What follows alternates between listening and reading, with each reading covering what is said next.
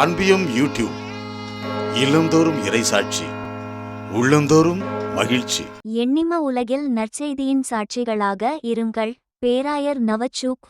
நற்செய்தி அறிவிப்புக்கான திருப்பீடத்துறையின் செயலாளர் பேராயர் ஃபார்ச்சுனட்டஸ் நவச்சூக் கிறிஸ்தவ தகவல் தொடர்பாளர்கள் கதாநாயகர்களாக மாறுவதற்கு முன் சீடர்களாக உருவாக வேண்டும் என்று வலியுறுத்தியுள்ளார்.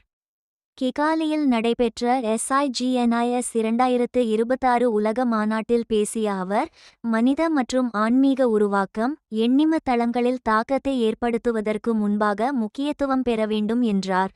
கிறிஸ்தவ தொடர்பாளர்கள் கதாநாயகர்களாக மாறுவதற்கு முன்பாக சீடர்களாக மாற வேண்டும் என்றும், மனித மற்றும் ஆன்மீக உருவாக்கத்தை தங்கள் பணியின் மையமாக கொள்ள வேண்டும் என்றும் நற்செய்தி அறிவிப்புக்கான திருப்பீடத்துறையின் செயலாளரான பேராயர் ஃபார்ச்சுனட்டஸ் நவச்சூக் அவர்கள் வலியுறுத்தியுள்ளார். ருவாண்டாவின் கிகாலியில் இடம்பெற்ற 2026 ஆண்டிற்கான சிட்னிஸ் SIGNIS உலக மாநாடு மற்றும் பிரதிநிதிகள் கூட்டத்தின் போது வத்திக்கான் செய்திகளுக்கு அளித்த பேட்டியில் இவ்வாறு கூறியுள்ள பேராயர் நவச்சூக் அவர்கள், இன்ஸ்டாகிராம், டிக்டாக் மற்றும் யூடியூப் போன்ற எண்ணிம தளங்கள் நற்செய்தி அறிவிப்புக்கான புதிய தளங்களாக மாறியுள்ளன என்றும் கூறினார்.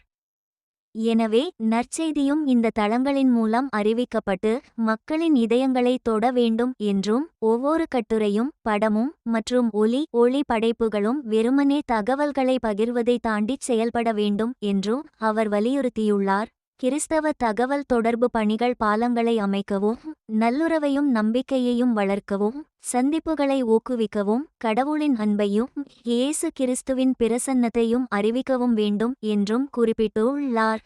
இளம் தகவல் தொடர்பாளர்களிடம் உரையாற்றிய பேராயர் நவச்சூக் அவர்கள், உங்கள் தளத்தை உருவாக்குவதற்கு முன் உங்கள் மனதை உருவாக்குங்கள் என்ற ஒரு முக்கிய செய்தியை வழங்கியுள்ளார். மேலும் எண்ணிம தளங்களின் தாக்கத்தை தேடுவதற்கு முன்பாக அகத்தயாரிப்பு, மனித உருவாக்கம் மற்றும் ஆன்மீக முதிர்ச்சி ஆகியவை வர வேண்டும் என்றும் அவர் சுட்டிக்காட்டியுள்ளார். குழுவாதம், துருவப்படுத்தல் மற்றும் பிரிவினை ஆகியவற்றை தவிர்க்கவும், அதற்கு பதிலாக ஒற்றுமையையும் சந்திப்பையும் மேம்படுத்தவும், எண்ணிம தொடர்பை பயன்படுத்தவும் தகவல் தொடர்பாளர்களுக்கு அழைப்பு விடுத்த பேராயர் அவர்கள், படைப்பை பேணிக்காப்பது என்பதும் அவர்கள் சொல்லும் கதைகளின் இன்றியமையாத பகுதியாக இருக்க வேண்டும் என்று கூறியுள்ளார்.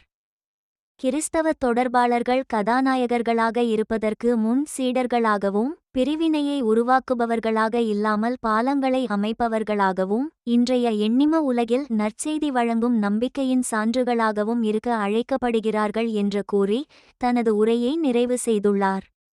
இந்த அன்பியம் யூடியூப் சேனலை நீங்கள் ஷேர் பண்ணுங்க, சப்ஸ்கிரைப் பண்ணுங்க, லைக் பண்ணுங்க. Wish you all the best.